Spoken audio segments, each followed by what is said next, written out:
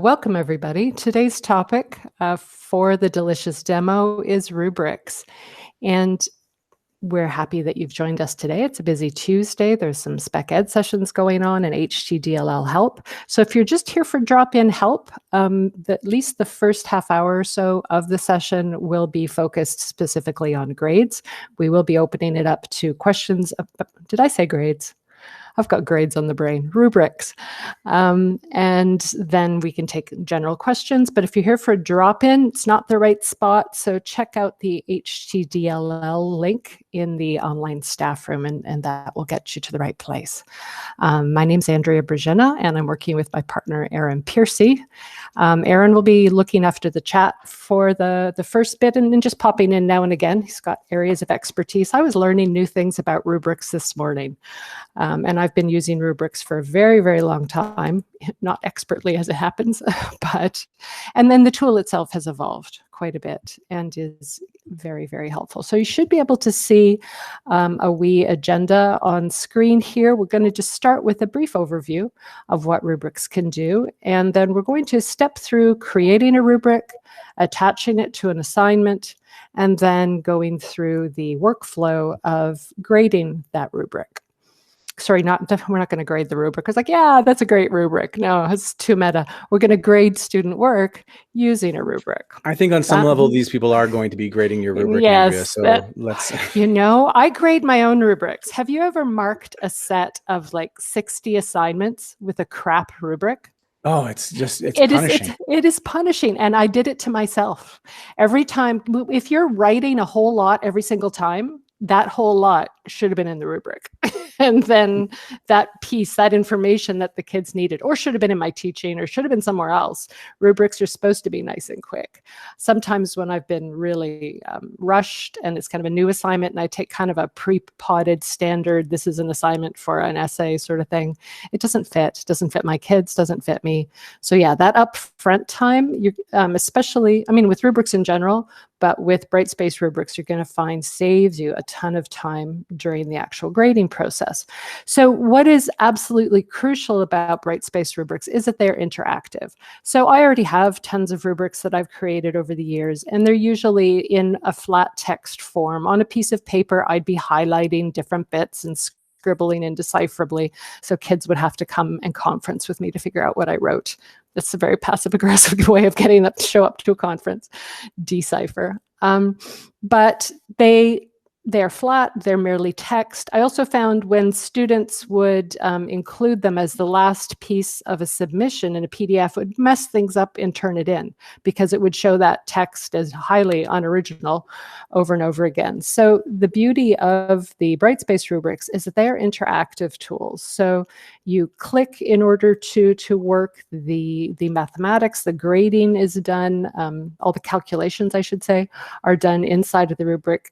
We can attach them in assignments, discussions, and portfolio in Brightspace. Today we'll be demonstrating assignments. That seems to be kind of the core area of work that we do here in secondary.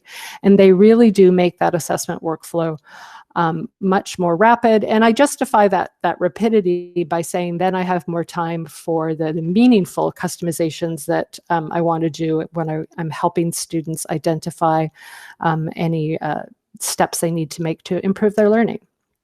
So something that's, it comes right in the criteria that we put into the rubric.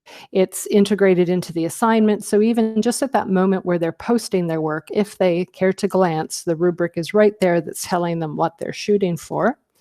Another little perk of Brightspace Rubrics is that it's one of few tools inside of rubrics that actually autosaves during editing. It has a whole googly feel to it. At first I didn't trust it. I'm like looking all over the place for the save button, but it actually does autosave as you go. So we have a little sample course that we're going to use. So let's go into finding where rubrics are and what they look like. So if you're out here on your course home, you need to go to Course Admin, and then under Assessment, you'll see a little green grid icon and the word rubrics. Now, interestingly, in addition to this kind of overall view of rubrics, you can also make them one at a time directly inside of the learning activity tool. So inside of assignments, inside of discussions, or inside of portfolio. But this gives me a look at all of the rubrics that are here in this particular course.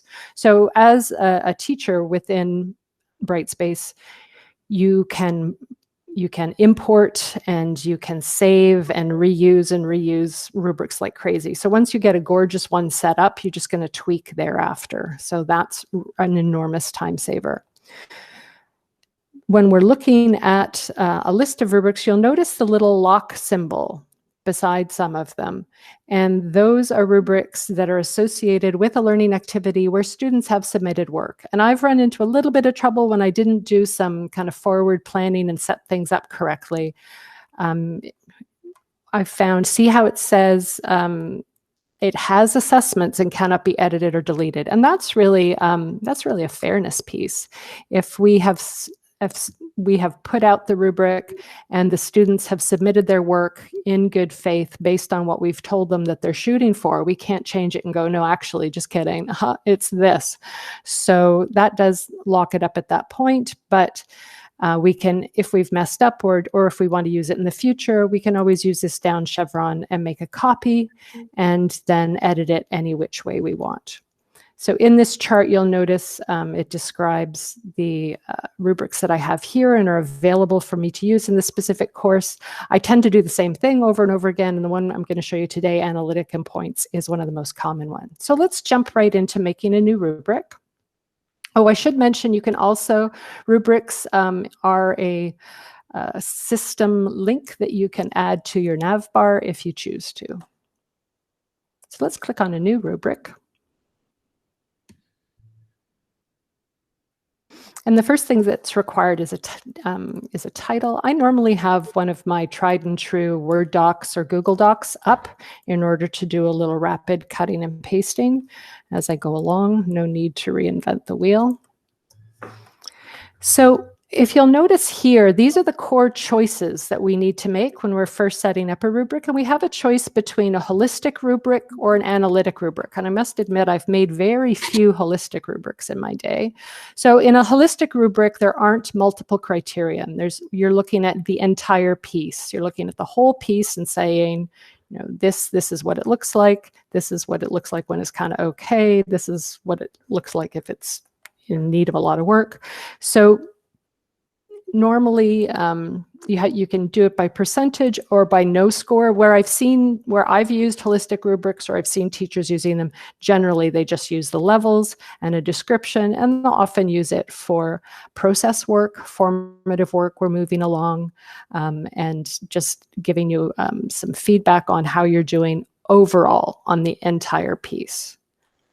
Now, we tend to commonly use the analytic one with multiple criterion. I think it defaults to 3 criterion. So the rows going across, and we commonly use them for curriculum expectations. It defaults to 3. I'm just going to add 4 in here. Yep. And you can make it no score. So again, this is using assignments and using rubrics for our assessment as learning, and assessment for learning, but often we also use them at the end when students are demonstrated their learning, and we are providing an assessment of learning. So here's where we're marking and using points. So the top level of points is what sets the total out of score. So I tend to use my 4 achievement chart categories and make it out of 40. It's just because math is not my great strength, and I find it easy to calculate when things are out of 10. I hit a mid-level here. And these numbers, when you click them, you're not locked into, you know, when I click level 4, the only score a child can get is a 10. That is what it will default to. But then on the fly, as you're grading, you'll quickly be able to say, no, it's more of a 7.8 or whatever. When you click that level, by default, it will give you this number. The feedback that's coming, the criterion that run along in rows, I tend to, it doesn't have a full editing box, so I'll put capitals to distinguish the Kika KTCA category, and then just copy and paste things over. So you see that it's a simple matter of copying and pasting them. Here you have the full editor if you want to bold things, if you want to add pictures, if you want to insert videos. Can't imagine, but who knows? Maybe my rubrics are just boring as heck, and you can certainly speed them up from there. Now, Erin was going to jump in and describe in my field, everything is set according to the achievement charts as 25, 25, 25. So I leave everything identical and make it out of 40. But he's just going to share with you, there's something that's very powerful and very granular here. And I'm going to click and he's going to talk and describe what custom points can look like. Thank you, Andrea. If you've seen any of our videos or you've been in any of these live sessions and we're seeing a lot of familiar faces and names, you know that we're a fan of grades. And you know that we're a fan of the grades tool in Brightspace, where you can send one mark to one grade item and you just have to mark it in assignments and shoo, flies right over. Or it auto grades in quizzes and shoo, flies right over. Using rubrics is a great way of making sure that we pay attention to the category weights on the front end of our assessment so that we don't need to worry about them on the back end. And so when we are making our rubrics, we can use custom points. And Andrea had mentioned that she, in her discipline, it's 25, 25, 25, 25 for each of those categories. If you're teaching junior grades, often open level courses, or different kinds of classes, often technical classes, those weights are different. So we don't want each row to be worth the same. We want to be able to adjust and massage. Using custom points, by clicking custom points and scoring, as Andrea has done, we can now set our target score for each one of those rows. And to keep it simple, we're going to use the exact category weight that is presented to us in our ministry document. So for knowledge and understanding, we're going to say 20. For thinking and inquiry, we're going to say 20. For application, we're going to say 30. And for communication, we're going to say 30. Now, you couldn't do this. You'd have to think extra hard if you were trying to do this using the regular standard score. But with custom points, we have made the adjustment. And you'll see, because Andrea set her spread at the beginning, she had it set 10, 7, 5, 6, 5, 5, 5. When we adjust those scores on the right-hand side, the math is done for us. And it's math that we can adjust afterwards. When we're marking, we can tweak and we can change. But by setting these category weights like this, according to the category percentage, whatever we mark, we know that that mark is going to be made up of 20% knowledge, 20% thinking, 30% application, 30% communication. This is how rubrics really rocks the world of marking, because now I don't need to think about that anymore. I've set my weights. I know that it is going to be responsibly recorded. And now when I mark this in assignments, I can make it out of whatever I want. I don't have to make my mark out of 100. My rubric is going to be out of 100, but then it will convert it to whatever grade score you decide. So if they're turning in a paragraph that's worth 10, you'll mark it, it will do the math, make it out of 10. If you're doing a slightly larger assignment that's worth 25, or Andrea's favorite 40, you can put that in there. And then by clicking on rubric, it will create a mark out of 100 that it converts to the mark out of whatever score you want it to be. So you don't need to make your rubrics fit the value that you're giving the assignment. Make your rubric out of 100. You can see very clearly what is what, and then it will guarantee that that mark is balanced across your course's ministry categories. It's amazing. It's such a game changer. Sheila's asking, will they enter in grades in that category? No. You cannot split. Yeah. You cannot, and we're doing this up front because it doesn't need to. You cannot split an assessment into multiple grade items. It's going one assessment to one grade item. What we're doing is we're splitting our assessment into 4 pieces that generates 1 mark that fairly evaluates the student and sends it over to a grade item. Mm-hmm. And so that association, that relationship has always been one-to-one in Markbook, and it's one-to-one in grades. That you just have to, it's just adjusting your way of thinking to think we're honoring KTCA here, we're doing it correctly according to our documents, and there's no ministry requirement that we report on KTCA, just that we assess on KTCA. Thank you so much for sharing that, Aaron. I love it. I absolutely love it. Do you have any, are there any cool. questions from the group right now about this particular thing? Because this math, we're used to having to pay attention to all of these things. We're not used to being able to trust the system to fix it for us. But once we say, this is out of 20, this is out of 20, this is out of 30, this is out of 30, now whatever mark I generate has got those values embedded in it. So I don't need to think about reporting it on the back end. Any questions at all before we move on? If you're good in the chat, type the word good.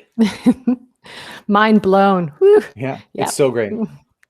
So I'm just going to head back and not, you watching me cut and paste is not that interesting. So I'm just going to share a couple more things about rubric creation. So we've covered type. We've gone with analytic and scoring. In this case, it's points just because of my particular discipline. The grade here, the score, I should say, for this criterion, I tend to go at top level, or you can hit mid, doesn't matter. These aren't affecting the math. The only ones affecting the math is this top one. Here, this is customized initial feedback that you can add to every single level for that specific criterion. So if somebody's scoring a level 1 on knowledge and understanding, and there's something inspirational, helpful that you can add here, you can put that in as initial feedback. Later on, you'll be able to add custom feedback and for each criterion and overall feedback. One other piece that I've gone in and done is added expectations. Now, these have to be added initially at the course level in order for them to appear. And I'll just show you how this got here. For each of your criteria, you'll see this blue expectations button. And we know that anywhere in Brightspace that we see that bright blue, we know we have the opportunity to click and see what's going on. So for expectations, because I have selected them, and this was a separate process that I did at the beginning of the quad, I pulled them in. I didn't type any of these, but by jurisdiction, you can pick, math from Kentucky, or anyway, there's all over the world, but I picked Ontario, and obviously this course code.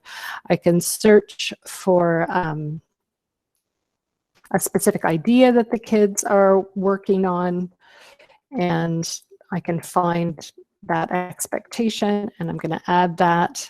And it can be kind of a powerful way not to put these, sometimes the expectations, I don't know about your discipline, but mine are really massive sometimes. And it puts them so they're available with a tooltip hover, but it doesn't put them in your face. I find we have to be careful not to teach kids not to read. If we add a ton of information that they don't need to read, that's not great. But this is something new, and certainly something that in a flat Google Doc rubric I've never had before. So having these expectations built in, and on the student's end, you'll be able to see in a minute, they can click and readily see what those expectations are that they're meeting and at what level. So we covered feedback, expectations. I'm just having a wee peek at my notes. Doop, doop, doop. Just gonna pop them over here. And let's keep going with this rubric. The last piece is the level of achievement that Brightspace automatically will provide for an individual student submission that you're grading. And by default, it's not correct. So you have to just toggle it with it a little bit. So mine's out of 40. So getting a level between a mark of 20 and 24 will be hitting that level 1. So it's something you can override, but just make sure you scroll down to the bottom and make sure that level 1, I mean, in Aaron, when he mentioned when it's out of 100, that's very simple. You'd put 50, 60, 70, and 80, right? To do that overall level of achievement when it's out of 100. But I just made sure that everything was correct for it being out of 40. And notice I just closed. This is a leap of faith. I trust Brightspace. It's never failed me on this one, that you're not hitting that blue save button. You're hitting close, and it's good to go. I just wanted to take a look in my list, and this piece is published. If it was sitting in draft, it wouldn't be visible in assignments. So let's pop over to assignments now. We're going to attach this assignment to a unit 5-minute culminating activity opinion piece, you can see already that this assignment is in grades, and there's the name of the grade item, and that I've got Turnitin enabled. Let's have a look at it. We're going to go to Edit Assignment. And it's already out of my Andrea's favorite 40. Here's where we go to add a rubric. And you have a choice. You can build the rubric right in here, but I'm such a recycler that I keep copying and copying, or just using ones from previous courses, that I like it in the rubrics tool and have it created and good to go. So I'm going to click on Add Existing at this point. If you clicked Create New, the process would have been absolutely identical. I'm going to choose Opinion Piece, add that selected rubric. My annotation tools are good to go. It's open. I don't have any dates restricting it, so my students should be able to see it right away. Now, if I want to edit my rubric, though, here is not the place. Some people get frustrated and try and edit their rubric in here. Heading back to the rubric tool would be the place that I do my editing. Can I pop in for a quick second? Yep. Mm-hmm. Just while we're on the screen, you see Andrea's school, the score was at 40. And it's not just Andrew's favorite 40. I, for years, would also put my score out of 40 because my classes are all 25, 25, 25. You see how it's out of 40 right now? And that score out of, on the left-hand side, score out of 40 points is, it's if you move over to the very left beside where it says in grades, not actually in the evaluations tab, but over there. Yeah. So those two right now are the exact same. If Andrea makes this out of 20, the rubric is still going to be out of 40, but when she marks it, it will generate a mark out of 20. That's what I was saying when I said that you can make your rubric out of whatever you like. If your rubric's out of 100, you can make your assignment out of 15, and it will do the math for you. So this is where you could edit that score. Yeah, and that is so liberating. I have been locked into 40 for forever, thinking that was the only way to do anything. And watching those calculations happen automatically was like, oh, excellent. Thank you, Brightspace. Could you now make me a latte? All right. Yes. There we go. Next step. Next version. Given that it's doing all this stuff. I'm going to be a student for a second and just add a piece of work so we can watch a rubric in the wild as it's working. Where's my class list here? And so you can go ahead. Anything else you want to add? You want to tap dance, Erin, while I'm just pretending to be student Zelia here for a minute. Notice when I'm impersonating this student, if you're really working on something very specific, especially around assessments, whether it's assignments or discussions, going up here and doing the general student impersonate doesn't cut it. You have to very specifically do something. And I'm going to pretend to be student Zelia for a second and submit some work. I've had students who are, finding it challenging to submit something. They'd be completely stuck and they'd email it to me, and you can impersonate them and submit it for them. I mean, that's not a long-term strategy. They have to learn to do it themselves. But in a pinch, if someone's in a crisis, we always try and help our kids out. Okay. And while Andrea is doing that, I want to just grab Sheila's question. Sheila's asking, what you're saying is you need to commit to using one method or another upfront, tests, assignments, etc., versus Kika. And I don't think that's what we're saying 100%. What we're saying is you can use your rubrics in an assignment. You can use rubrics in discussions. I think you can even use rubrics in quizzes. I might be wrong on that, but you can use rubrics however you want to use them. It's just that when you're setting up your grades, if you want the mark from an assignment, quiz, or discussion to shoot over automatically into grades, you want to make sure that you're not setting it up in grades according to Kika. You're setting it up according to either, or Kika or strands. You're setting up according to learning activity type, or you can go full rogue, which is a term we're just creating right now, coining it, full rogue, where you have no categories inside your grades book. You just have grade items, and you can do that. You absolutely can do that. Hello. And we've seen some really interesting uses of the different assessment types. People using assignments as like a timed assignment, almost as a quiz. People using quizzes for timed essays. There are just so many fun, different cross uses of these assessment points. Really, the only downside is that you can't split the mark up into multiple grade items yet. That's just about it. But we are going to perfect this, and then they're going to change it from underneath us, I guarantee.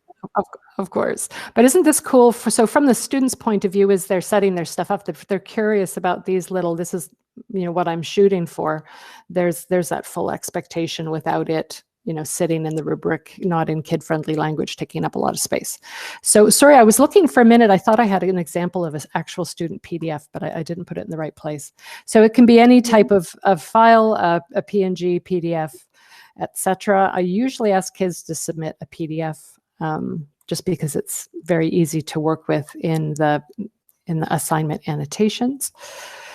All right, so Zelia submitted her work. I'm going to stop being Zelia, back to being me, and going to head into assignments to see what's up. You can do this work in grades. As this assignment is associated with grades. In grades, you'd see it as there'd be a little orange dot beside it, or you can use Quick Eval, which is also another absolutely awesome tool. So I see I've got a new piece. I'm going to click on it, and what we're looking at now is called the new evaluation experience. I feel like, there should be scented bath salts or something, but it's the new activity evaluation experience. So I've gone with the new one that puts the students' work was always over here on the left-hand side, where you can annotate it, add sticky notes, mark it up. That's where I find most of my feedback comes.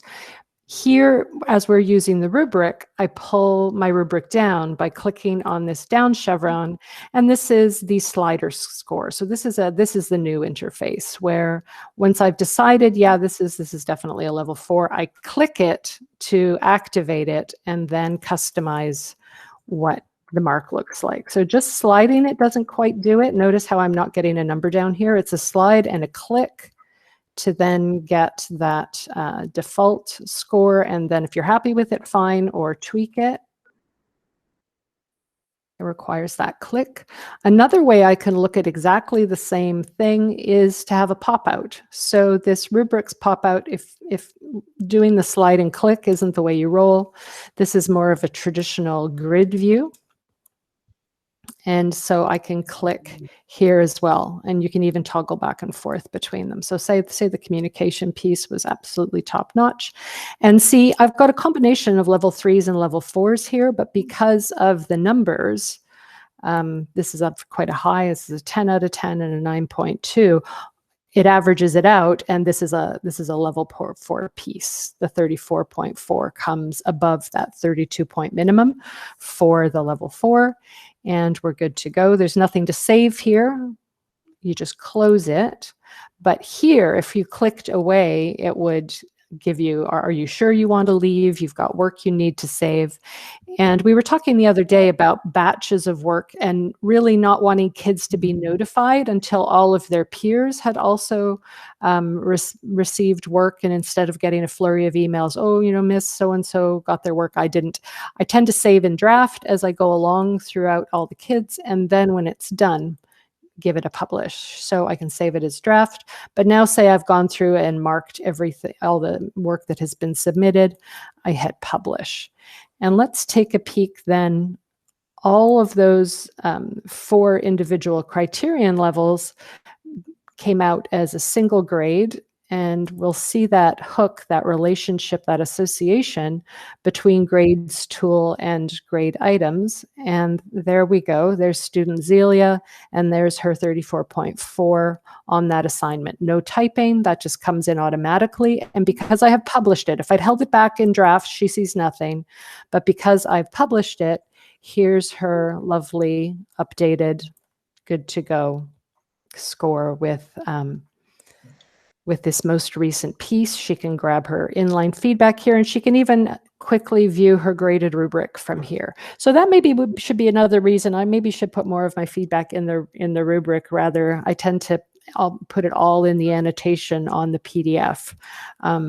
Also useful to put specific rubric or specific feedback or general feedback here, because it's so quick for kids to look at their current grade and see both their score, their inline feedback, and their graded rubric.